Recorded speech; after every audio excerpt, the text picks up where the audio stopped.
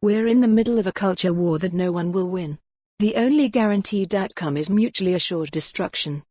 Although some new front opens up every day, the fault lines crystallized perfectly during the last BBC Question Time when actor and panellist Laurence Fox claimed there was no racism in the treatment of Meghan Markle by the press, and that Britain is the most tolerant and lovely country.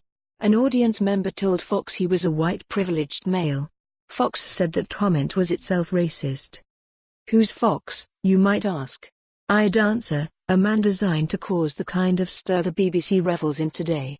For although this culture war is very real, it's also stoked by a media in search of cheap clickbait. And the culture war's main battlefield is in the heads of those who live in the world of politics and the media. Step outside those two wearying bubbles and many people care little about this increasingly bourgeois conflict. They've lives to live.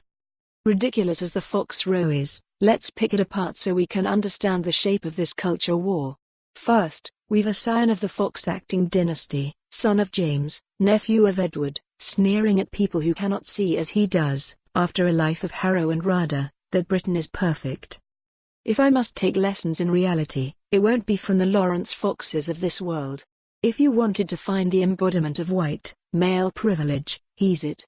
But this culture war isn't about Fox. It's about people who think like Fox and those who don't think like him, and Fox was cheered by the BBC audience when he rolled his eyes at the words white privilege. So we learned precisely nothing from the exchange. A claim that Britain has a problem with racism was dismissed. In response, allegations of white privilege were deployed. Nobody won the argument, nobody changed their mind. Nothing improved. Haven't we learned from Brexit that screaming abuse at ideological opponents gets us precisely nowhere? We seem incapable of holding two thoughts in our heads. Yes, evidently Britain has a problem with racism, and sexism and all other isms. But no, not everyone is racist, or sexist, or a follower of some nastyism or other. Yes, of course, white privilege exists. As a white guy I'll never truly understand the experience of black people. But how cruel words like white privilege must sound in the ear of a white single mum living in a rundown scheme trying to make ends meet using food banks.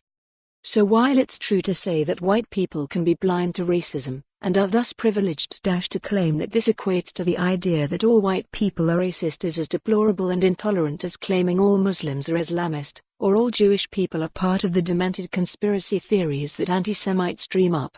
You cannot say that an entire group is guilty of X. Shaming people. For more on this story, visit the news article link.